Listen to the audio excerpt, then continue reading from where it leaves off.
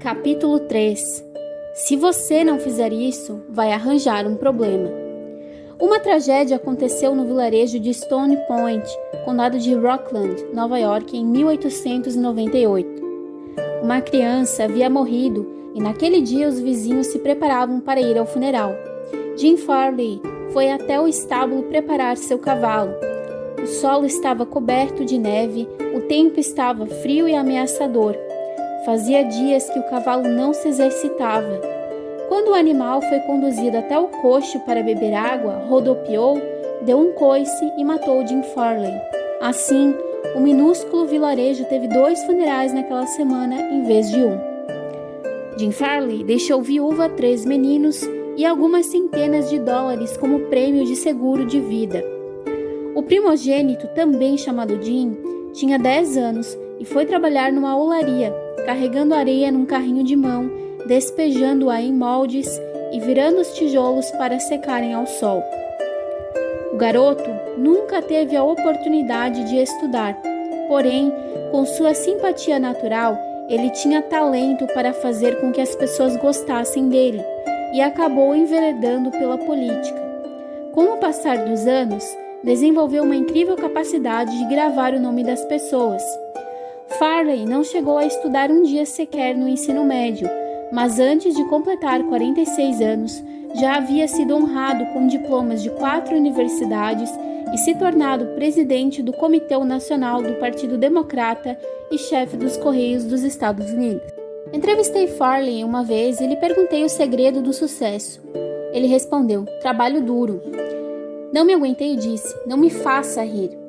Ele me perguntou então o que eu achava que era o segredo de seu sucesso e respondi: pelo que eu ouvi falar, o senhor sabe o primeiro nome de 10.000 pessoas. Errado. Sei o primeiro nome de 50.000 pessoas, corrigiu ele. Essa habilidade ajudou o Sr. Farley a colocar Franklin D. Roosevelt na Casa Branca ao administrar a campanha do então candidato em 1932. Durante os anos em que viajou como vendedor de artigos de gesso e naqueles em que foi funcionário da prefeitura em Stone Point, Farley desenvolveu um sistema para memorizar nomes. No início, era muito simples. Sempre que conhecia alguém, Farley descobria seu nome completo e alguns fatos sobre a família da pessoa, seus negócios e suas opiniões políticas. Juntava todos esses fatos na cabeça como se fosse uma imagem, e quando voltava a vê-la, mesmo que fosse um ano depois, ele apertava a mão e perguntava sobre a família e sobre as plantas do quintal. Não surpreende que tenha conquistado seguidores. Nos meses antes do início da campanha de Roosevelt para a presidência, Farley escreveu centenas de cartas por dia para pessoas espalhadas pelos estados do oeste e do noroeste do país. Depois entrou num trem e em 19 dias visitou 20 estados, percorrendo mais de 30.000 quilômetros de charrete, trem, automóvel e barco. Chegava a uma cidade, encontrava seus conhecidos para um almoço, café da manhã, chá ou jantar e batia um papo de coração aberto. Em seguida, partia para o próximo ponto da jornada. Assim que voltou para o leste, Farley escreveu para uma pessoa em toda a cidade visitada, pedindo uma lista de todos aqueles com quem havia falado. A lista final continha milhares e milhares de nomes. No entanto, cada pessoa da lista recebeu uma pequena amostra da consideração de James Farley, uma carta pessoal escrita por ele. As cartas começavam com Querida Jane ou Querido Bill e eram sempre assinadas por Jim. Farley descobriu cedo que as pessoas estão mais interessadas no próprio nome do que em todos os outros nomes do planeta juntos. Lembrar-se do nome e usá-lo sem dificuldade é fazer um elogio sutil e muito eficiente. Mas se esquecê-lo ou escrevê-lo errado, você se coloca em tremenda desvantagem. Por exemplo, certa vez organizei um curso de oratória em Paris e enviei circulares para todos os americanos residentes na cidade. As datilógrafas francesas tinham pouco conhecimento da língua inglesa e cometiam erros ao digitar os nomes. Um homem, gerente de um grande banco americano em Paris, me escreveu uma resposta desaforada porque seu nome tinha sido escrito errado. Às vezes, É difícil se lembrar de um nome, sobretudo se a pronúncia é complicada. Em vez de tentar aprender, muita gente ignora ou chama a pessoa por um apelido fácil. Durante um tempo, Sid Levi fez visitas a um cliente chamado Nicodemus Papadopoulos. A maioria das pessoas o chamava simplesmente de Nick. Levi nos contou: "Fiz o esforço especial de dizer o nome várias vezes para mim mesmo antes de telefonar. Quando o cumprimentei pelo nome completo, dizendo 'Boa tarde, Sr. Nicodemus Papadopoulos', ele ficou chocado. Por quase uma eternidade, não houve resposta do outro lado da linha. Por fim, com a voz embargada, ele disse: 'Sr. Levi, ao longo dos 15 anos em que estou neste país, ninguém jamais se esforçou para me chamar pelo meu nome correto. Qual a razão do sucesso de Andrew Carnegie? Ele era chamado de Rei do Aço, porém pouco entendia de siderurgia. Centenas de pessoas que trabalhavam sob seu comando sabiam bem mais a respeito, mas ele sabia como lidar com pessoas, e isso o tornou rico como Midas.' Ainda criança, Carnegie demonstrou talento para a organização e um gênio para a liderança. Aos 10 anos, também descobriu a assombrosa importância que as pessoas dão ao próprio nome e usou a informação para obter cooperação. Para ilustrar, quando criança na Escócia, ele capturou uma coelha. Em pouco tempo, tinha uma ninhada inteira e nada para alimentar os filhotes. No entanto, teve uma ideia brilhante. Disse às crianças da vizinhança que se saíssem para colher trevos e dentes de leão para alimentar os animais, ele daria o nome delas aos coelhinhos. O plano funcionou e Carnegie nunca esqueceu essa lição. Anos depois, ele ganhou milhões ao aplicar a mesma psicologia aos negócios. Certa vez, queria vender trilhos de aço para a Pennsylvania Railroad, cujo presidente na época era J. Edgar Thomson. Então construiu uma imensa usina siderúrgica em Pittsburgh e batizou-a de Siderúrgica Edgar Thomson. Agora vou lhe fazer uma pergunta. Quando a Pennsylvania Railroad precisou de trilhos de aço, onde acha que J. Edgar Thomson os comprou? Quando Carnegie e George Pullman disputaram a supremacia na venda de vagões-leito, o rei do aço mais uma vez se lembrou da lição dos coelhos. A Central Transportation Company, controlada por Andrew Carnegie, enfrentava a empresa de Pullman. Ambas disputavam a venda de vagões-leito para a Union Pacific Railroad. Os adversários se atacavam reduzindo preços e acabando com qualquer chance de lucrar com o negócio. Certo dia, tanto Carnegie quanto Pullman foram para Nova York se reunir com o conselho de diretores da Union Pacific. Uma noite, em reunião no Hotel St. Nicholas, Carnegie falou: "Boa noite, Sr. Pullman. Será que nós dois não estamos fazendo papel de bobo?" "Como assim?" respondeu ele. Em seguida, Carnegie explicou o que tinha em mente: uma fusão do interesse dos dois. Pintou um retrato brilhante das vantagens mútuas que teriam ao trabalhar juntos em vez de competirem. Pullman ouviu com atenção, mas não ficou inteiramente convencido. Por fim perguntou: "E como se chamaria a nova companhia?" Carnegie respondeu de imediato: "Ora, seria Pullman Palace Car Company, naturalmente." Pullman se animou.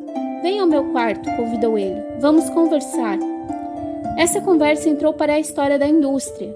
A política de lembrar e valorizar os nomes dos amigos e parceiros de negócios era um dos segredos da liderança de Andrew Carnegie.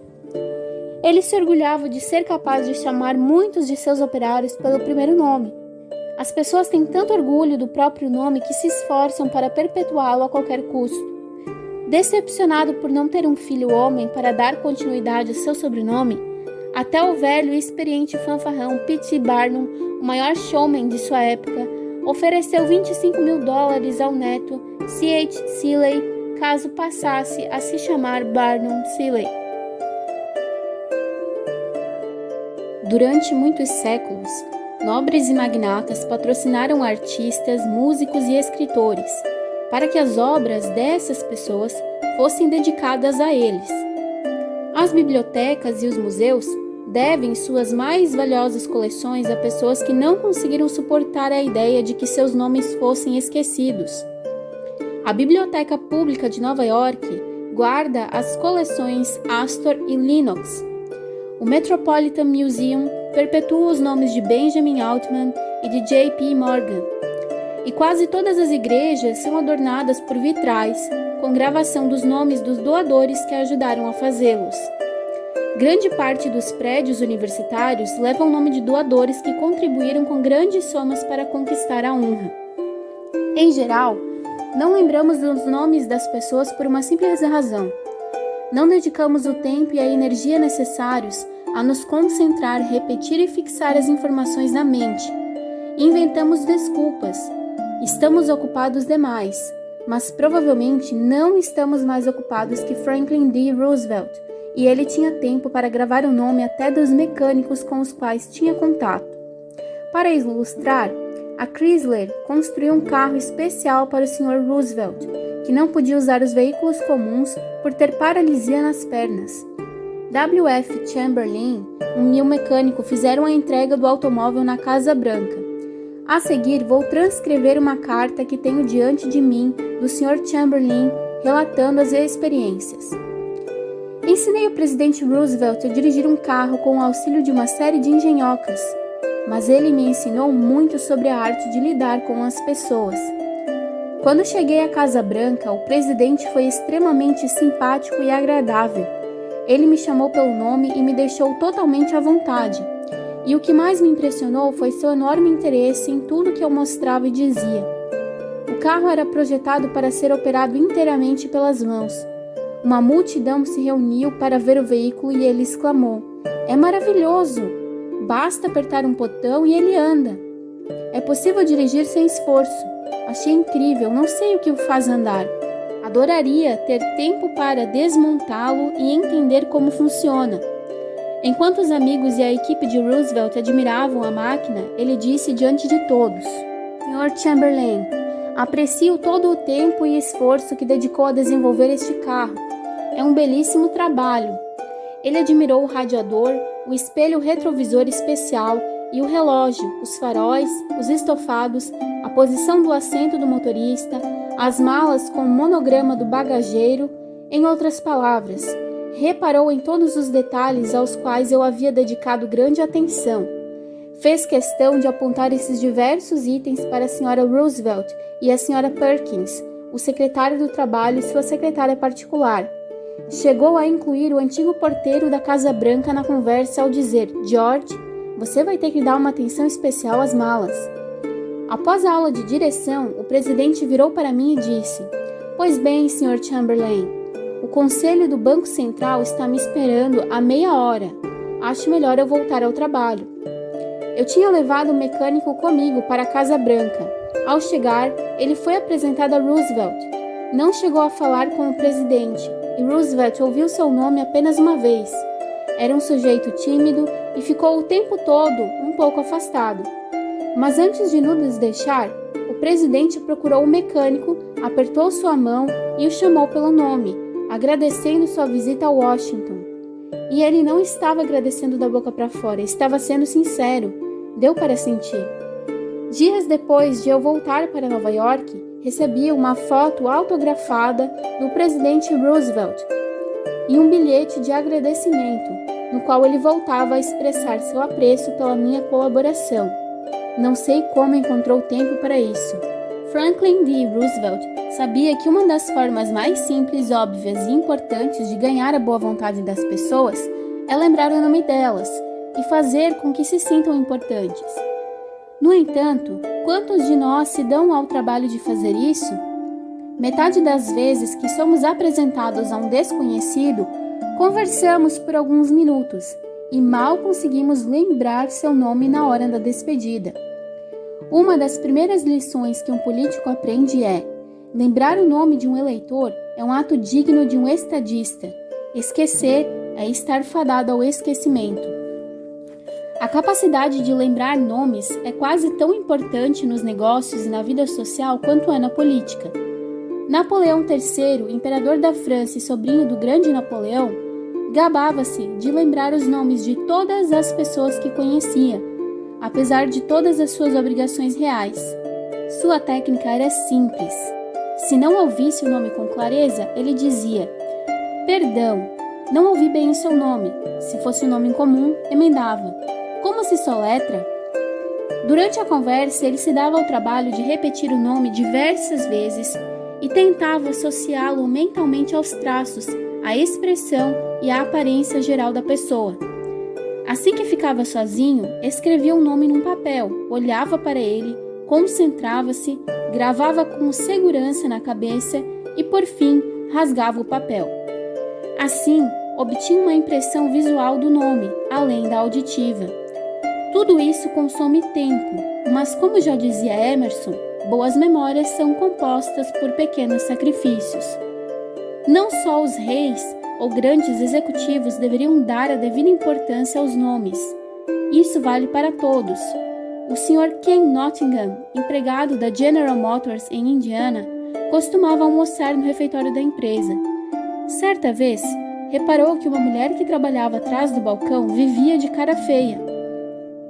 Ela já estava preparando os sanduíches fazia umas 2 horas, e para ela eu era apenas mais um sanduíche.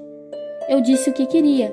Ela pesou o presunto numa pequena balança, pegou uma folha de alface, algumas batatas fritas e me entregou tudo. No dia seguinte, entrei na mesma fila, mesma mulher, mesma cara feia. A única diferença foi que eu reparei no broche com seu nome. Sorri, disse: "Olá, Eunice", e fiz meu pedido. Pois bem, ela ignorou a balança, encheu meu sanduíche de presunto, botou 3 folhas de alface e me serviu tanta batata frita que elas quase não couberam no prato. Devemos estar cientes da magia contida em um nome e perceber que esse único item é de inteira propriedade da pessoa com quem estamos conversando. Não pertence a mais ninguém. O nome dá individualidade, singulariza a pessoa. A informação que transmitimos ou o pedido que fazemos assume uma importância especial quando pronunciamos o nome do indivíduo. O nome faz toda a diferença quando lidamos com os outros, sejam eles garçons ou executivos experientes. Princípio 3. Lembre-se de que o nome de alguém é, para a pessoa, o som mais agradável e mais importante de qualquer idioma.